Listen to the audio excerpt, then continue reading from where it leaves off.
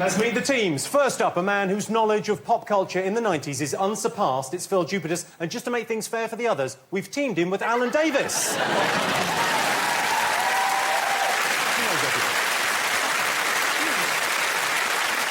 Next up, we wanted an all-girl team, but it turns out Dara is a boy's name. Who knew? It's Dara Ó Briain and Claudia Winkleman.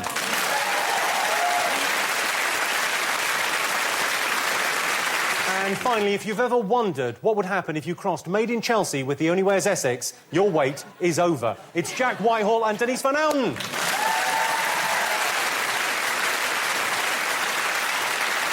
Dara, what were you doing in the 90s? I was, I had embarrassing jobs in television for parts of it. Embarrassing jobs in television? In jobs that I obviously would hope that you wouldn't show pictures of here. Yeah, like that. I was a children's television presenter. Are you sure you're a children's television presenter? I'm not a lovable farmer turned MP.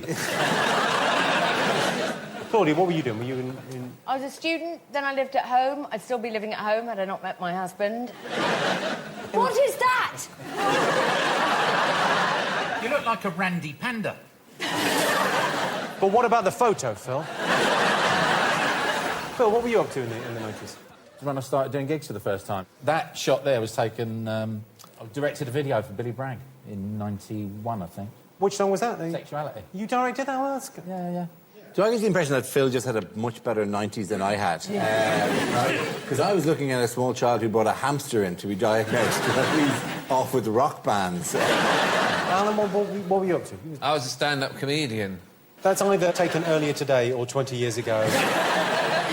There's just no change at all. 1996, that's taken. How are you dating that? Did you lose a tooth in 97? What happened? I could tell by the coat. Denise, you spent the 90s, what, getting up early? Yeah, and getting up early. So you were doing the big breakfast. You were getting up at 4 in the morning. He was getting up at 4 for feeds, presumably. Let's have a look at a picture of you in the 90s. You were in the army. The 90s is very bittersweet for me, because I grew up in, and many of you might not know this, in a northern industrial town. And my father lost his job because they closed the pits. And turned to alcohol. He used to beat my mother, who had tuberculosis. And I myself did several paper rounds and then used to go and work down mill and up mill, in mill, and in the evening used to solicit sexual favours to travelling businessmen in order to feed my family. Time for a guest question. We've got a real treat for you, all the way from the planet Zog, Zig and Zag. Brilliant. Hi! Zig and Zag here! Hi, Dad! I mean, Jimmy. Sorry, Dad. Oh, the question, right, yeah, we've got to do a question. Yeah. In February 1990, after 27 years in prison, Nelson Mandela was finally freed. Yeah, but which event in 1997 did he describe as the greatest day of his life? Huh? Zig and Zag, everyone. So Zig and Zag wanted to know what was the greatest day of Nelson Mandela's life? Was he in Friends? Nelson Mandela. Yeah, he went out with Rachel for a bit, yeah. OK, everyone's finished. Let's have some answers, OK. So why did Domino's sell so many pizzas? Anyone know? Phill, The O.J. Simpson chase? I'm going to just pick you up on your handwriting there, Phill. We weren't trained in your crazy futuristic cyber pen. You got Dara employee? We got the O.J. Simpson, the car chase. OK, and you've got Jack and That's what I wanted, but Jack disagreed. I thought it was the invention of stuffed crust. Because let's face it, that would make you buy a pizza. So you thought that was the big event, of the big news story of the 90s? We've just put cheese in the crust. Fuck me, get me a Domino's. That makes sense. That makes perfect sense. I once put a pizza in the oven and the box caught fire. How drunk were you when you were doing that? I just thought it would be... I think I saw someone do it once. So I'll just pop that to keep that warm. Put the box in. When I opened the thing, woof, smoke. And the pizza was ruined. Here's my interesting fact about O.J. Simpson's trial. The key thing was, if the glove doesn't fit, you must acquit. That was the thing that these lawyers said, which is very close to he who smelt it dealt it. As a legal argument, he who did the rhyme did the crime. I rest my case.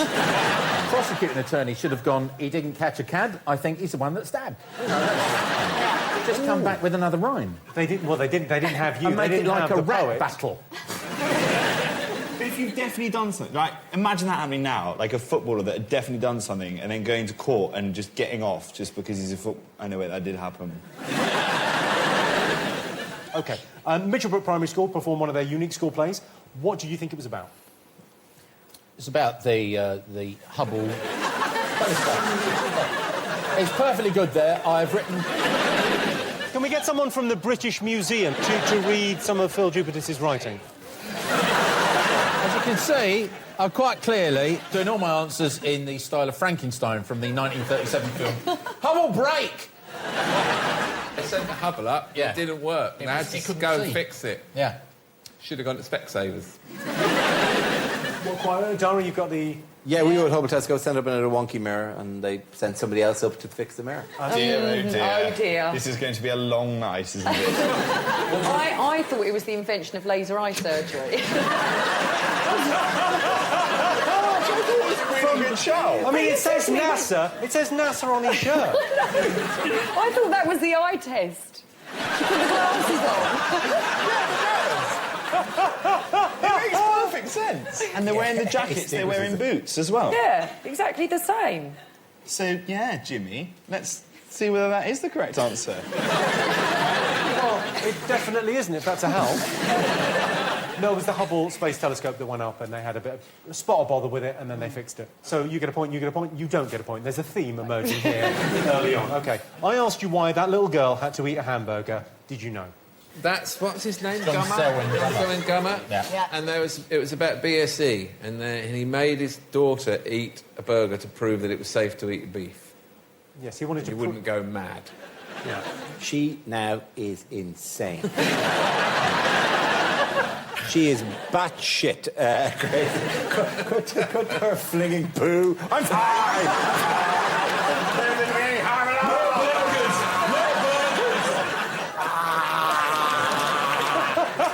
Get off me now, Daddy! Get off me now! How good a crazy does Dara do?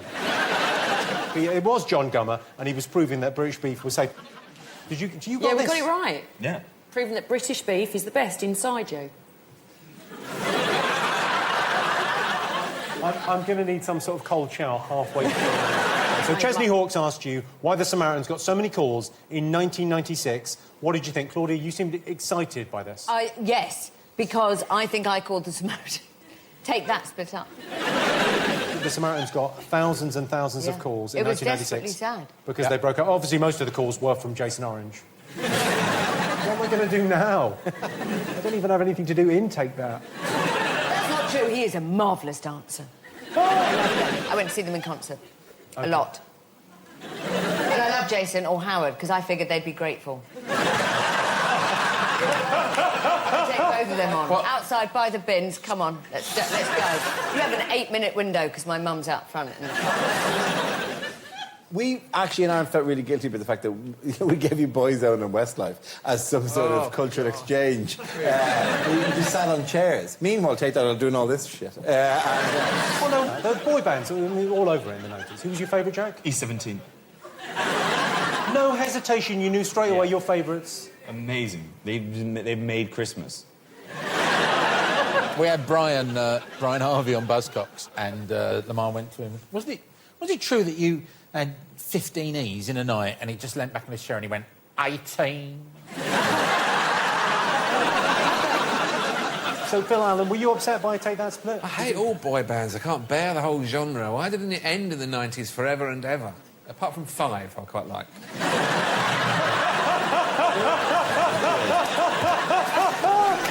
With Five, you really got the vibe off of them of not working in Alfred's fucking results.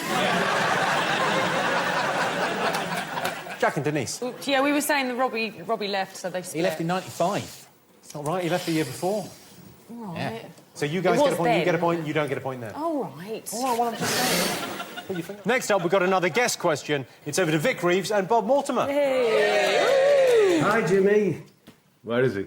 Jimmy, there's Jimmy. Hi, Jimmy. Say hello, Jimmy. Who was it, Jimi Hendrix? No, it's Jimmy Carter. Jimmy Carter. Here's our question, Jimmy. In the late 1990s, we made a guest appearance on an advert that gave the world a very famous catchphrase. What was it? Is it Jimmy Carter? Maybe it's Jimmy Carter, yeah. Give you that. I can't see. Vic and Bob there. Jack and Denise all over this one, as ever. Yes. Oh, I thought she was doing down on. The theme continues. I asked you what the information mesh, the information mine, and the mine of information were proposed names for. Got it? Professor Stephen Hawking.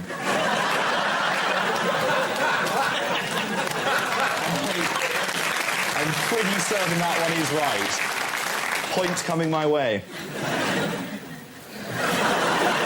It's not. So what have you gone for, Darren? We went for the internet, or the World Wide Web, you know, but that's what they call it. Mesh. Mine. Information. Okay. Information! Come on, so much information! So much information! Oh! And you guys went, Alan? Well, I went Daily Sport, but he said World Wide Web. Well, the World Wide Web is the correct answer. I think you got to get a point because you put www there. The internet was before, and the World Wide Web actually happened in the 90s. Remember the loading times of porno on early air? I just that. There's a bit of hair. There's a bit. Oh, look! Oh, eyebrow. Those eyes are promising. Yeah. Oh, lovely shoulders. What lovely shoulders. What treasures lie beneath. Don't stop now. I thought buffering was another name for wanking. You thought the computer was having a quick wank over the picture. 8%. Finally, I asked you whose number was 0891 50 50 50. I've gone for gay chat. Yeah, me Right. too. Yeah, but it probably had something, but it was 0891 50 50 50. And there was like guys going, like No, beefcake it guys. went like this. He went, if you're sat around at home, make gay friends on the telephone. 0891 50 50 50. And they're all doing this kind of like, Yeah. And did it go chat back at the end? It did go. Well, you're entirely wrong, by the way. Ah. With the gay chat, it was chat back is the right answer. Oh. Now, have a look. Have a look. Come on, Carl, chat back!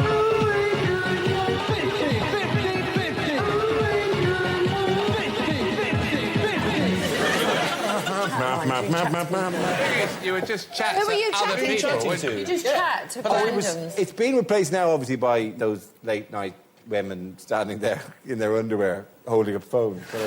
The Babestation thing, yeah. They're weird, though, because they're always like, oh, yeah, do you want to talk to me? Do you want to talk to girls in your area? And they always say in your area. It's like, I don't want them in my area. Some of the shit I'm going to say to them, I want them as far away as possible. I don't want to, like, bump into one of these women. Like, if I'm, like, shopping with my mother in Tesco's, like, and she and recognises my voice, oh, it's Jackie, like, putting your finger up his arse. Like, Why do they always wobble their bums around? They get up on their knees and they start shaking their bottom vigorously as if something might fall out of it. There's something up there that they don't want up there. And they're saying, please help me, there's something up my bum. Shake it, shake it.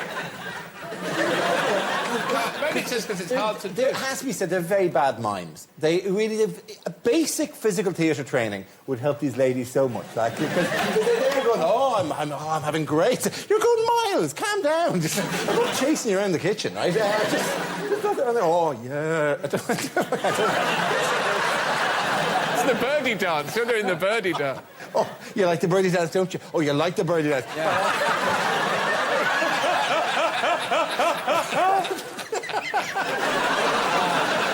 You just set them different physical challenges. It's really windy. You're stuck in a glass box. Oh, do you know what? I like you walking up a stairs. Walking up a stairs.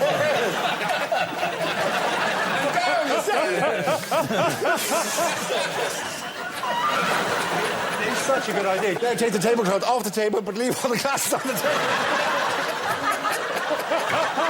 You dirty hooer. I think we've got to get on the phone to Babestation right now. Come up in the lift, you slag.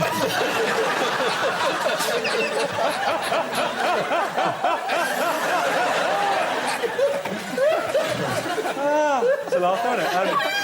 You're stuck in the lift. You're thirsty. You've been there for hours. You're desperate. Who would you call? There's no one there. You're shouting.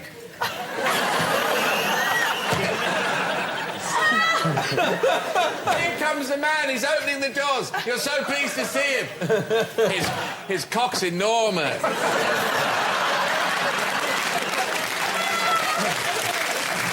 Okay. Right, it's the part of the show where I introduce a mystery guest. All you have to do is guess who they are and how they came to prominence in the 1990s. Please welcome our mystery guests. Hello, very nice to meet you. Oh, hi. Very nice to see you. OK, so these are our mystery guests. Yes and no questions only. Did what you do make the newspapers? Yes. Yes. Did you release a song that was popular at the time? Yes. Yes. Oh, was there a dance that went with it? You know you were there. This is your life. Yeah. There was a dance, a famous dance. No, Not a famous dance. I think no. Was the record a spin-off from a TV show? Yes. Was it just the two of you? No. A whole group? Yes. Was it a kids' TV show? Yes. Were you Teletubbies? You've got to write down your answers. Oh my... If they are, I will lose my shit.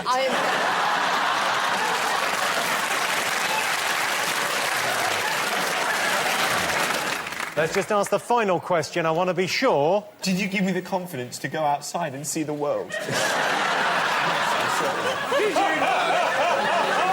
Best question ever. OK, you all got something? Yes. OK, so what have you all put, as if we don't know? What have you put? Teletubbies. Love you. You've gone for Teletubbies, Phill and Dara and Claudia? We've gone for Teletubbies, but, you know, Lala and Poe, we've tried to But get I would extra just in my remember plate. those. OK. I think you better tell us who you are. I am Lala. I'm John Simmet, I'm Dipsy.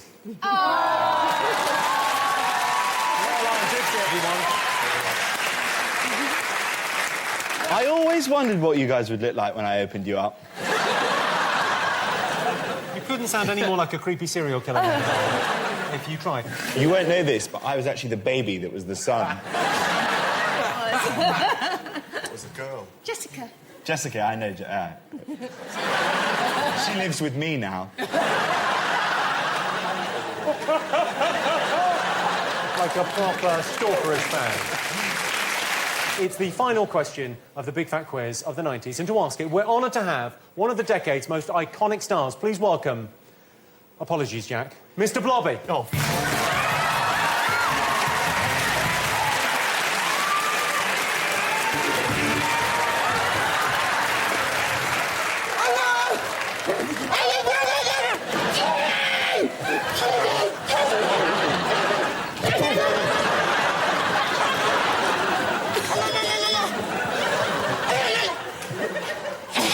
Genuinely distressing. Don't do that. What the fuck were you allowed near kids? Ring, ring, ring, ring. Be Mr Blobby. I resign. Is it true you had an affair with one of the Teletubbies?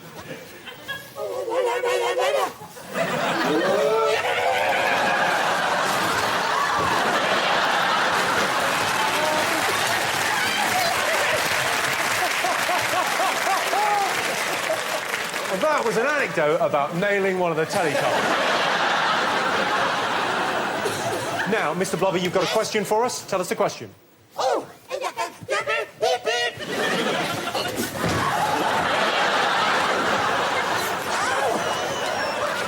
Yeah, just ask the question. Kiss! I'm a grown man. Yeah. For fuck's sake.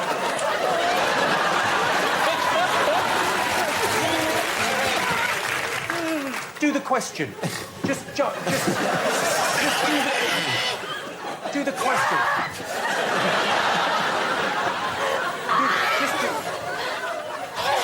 Just ask the question.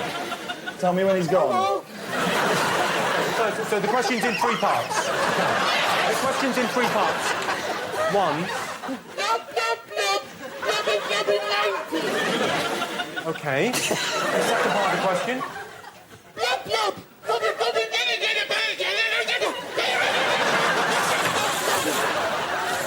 Okay, I'll recap. Okay, so what Mr Blobby is asking you to write down is the UK's best-selling novel of the 90s, the highest-grossing film of the 90s, and the best-selling album of the 90s. There are 2 points for each one that you get correct, and 10 bonus points if you get them all. Wait. Yes, Claudia! Oh.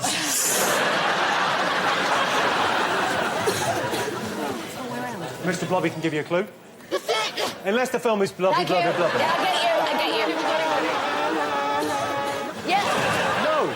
You don't help her. That's the one I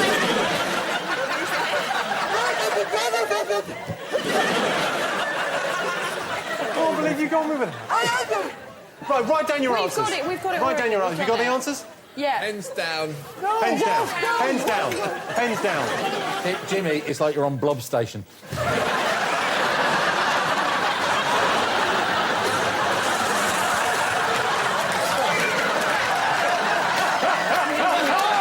OK. Phill, Alan, what have you got for this? Bridget Jones' Diary.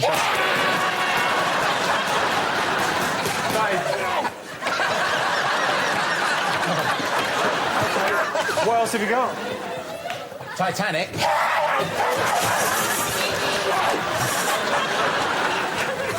All right, yeah, Poker Face. Poker Face, that's what they call him. And the album? What's the Story, Morning Glory by Oasis. Jack and Denise, tell me what you answered. Titanic, Bridget Jones' Diary and Oasis, and please can he leave? OK, Dara, Claudia? We went Bridget Jones' Titanic with Michael Jackson. We got confused. We were distracted by Mr Blobby. I'm loving it. I'm loving it. I don't give a shit. It's the happiest I've ever been in my life. This guy is a legend. OK, so I can tell you that the correct answer is Bridget Jones' Diary is best-selling book. Titanic, highest-grossing film. What's the Story, Morning Glory, highest-selling album. You're right. And you get a bonus 10 points as well. Should we kick off by taking a look at you back in the 90s? We probably should, shouldn't we? Let's have a look at Sue Perkins back Oh, God. in the 90s. Literally exactly the same. Literally no change. That's BC. That's before cake. There's been a couple of stone round the midriff in the intervening years. I'm not sure whether that's true. You look exactly... I mean, you've even got the same glasses on. It's...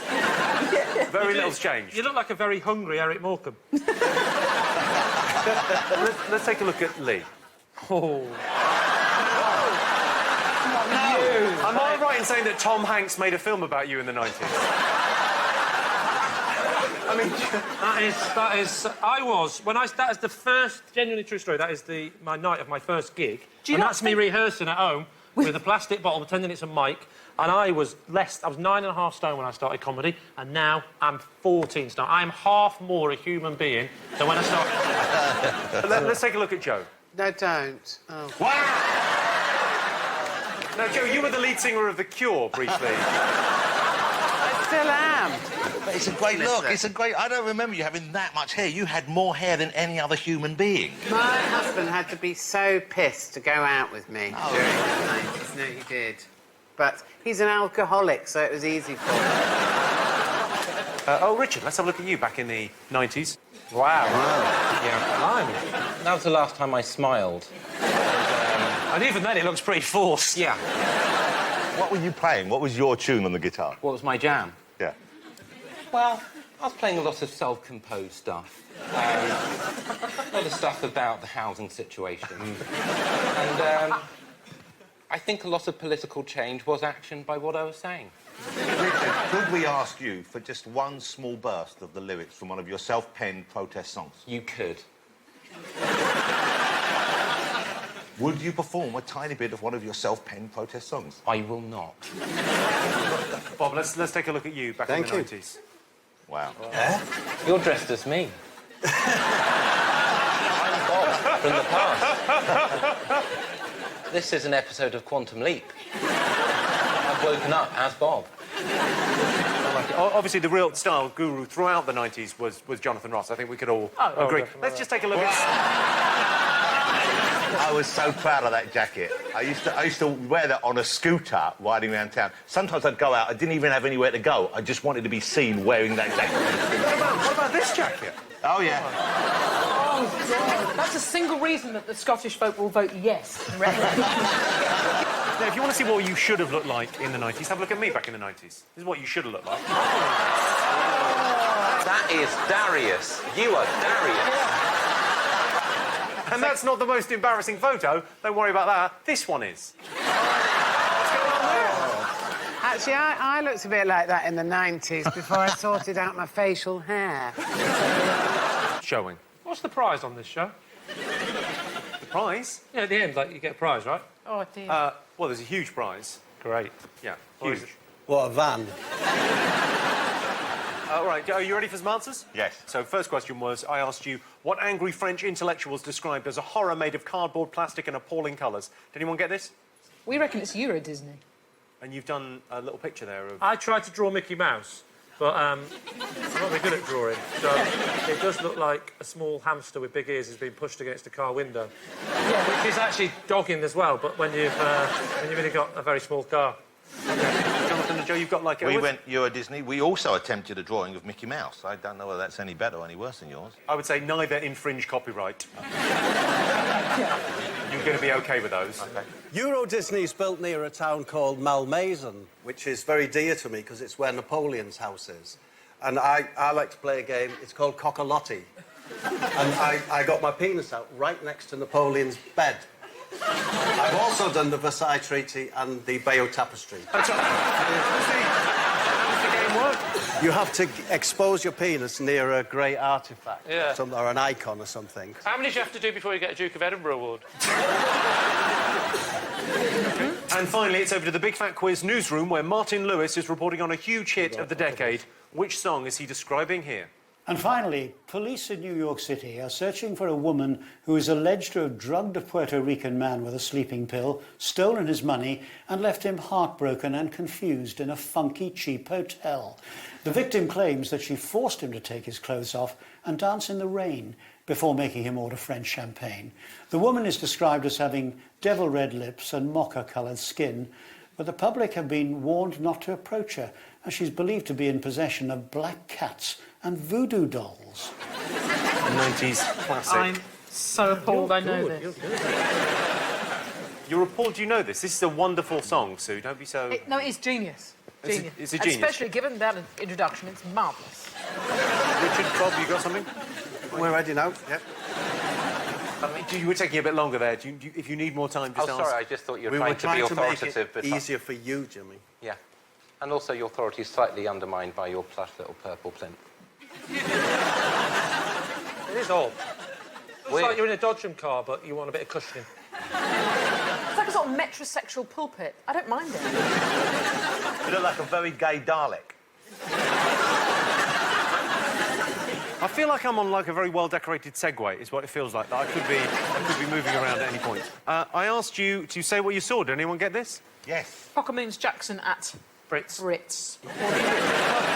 Moons at Brits. But we knew the Jackson bit. I just couldn't be asked to write it. And you guys? That answer puts you in an ethical quandary, doesn't it? Which one, Richard? No Jackson. Are you suggesting that we don't get a point? I'm just saying it's very ethically difficult for Jimmy at the moment. That's all I'm saying. What are you going to do, Jimmy? Do the right Don't be thing, Jimmy. swayed by them, Jimmy. and don't be a misogynist by taking away points because of my menopause. Yeah. Jo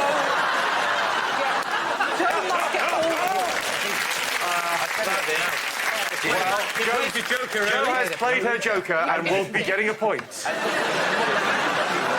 remember when this happened because Bob was there. You were a barrister, weren't you? I was a solicitor at A the solicitor. time, yeah. And didn't you go down to... Because they arrested, or certainly the police took Jarvis away.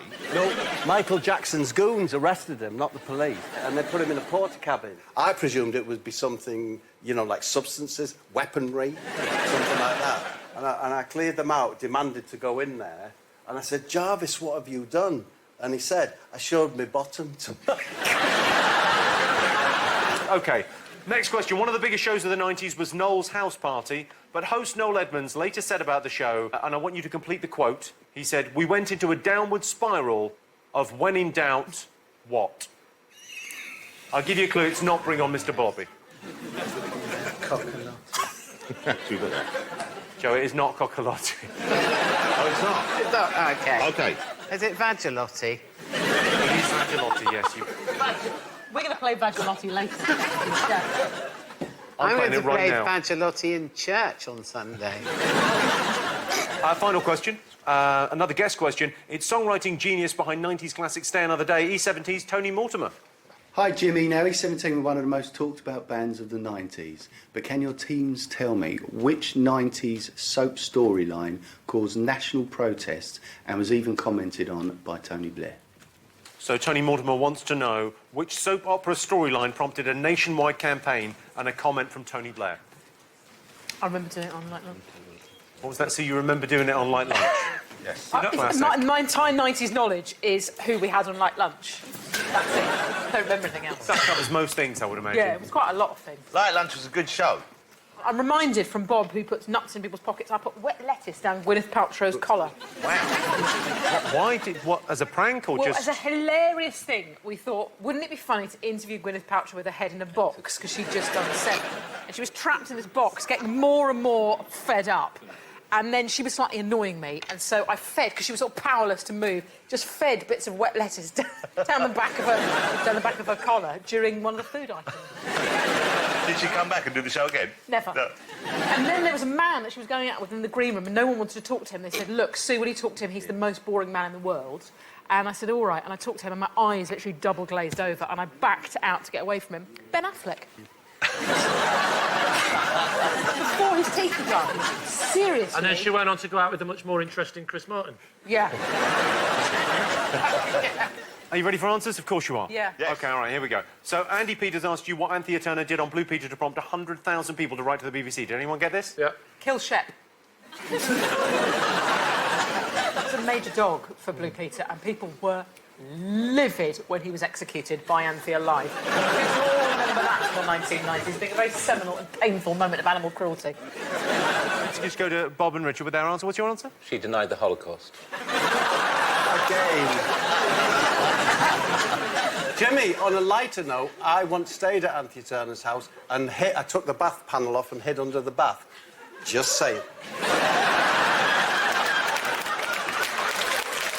So, very simple question, this one. In December 1992, the very first text message was sent. What was it?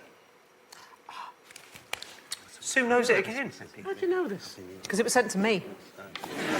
I sent a text message recently to my husband. It was a predictive text. And I didn't look at what I was sending, and I was stuck in traffic, and I said, "Stuck on Blackfriars Bridge, going to be late, fucking queue." And he got a text saying, "Stuck on Blackfriars Bridge, going to be late, fucking Steve."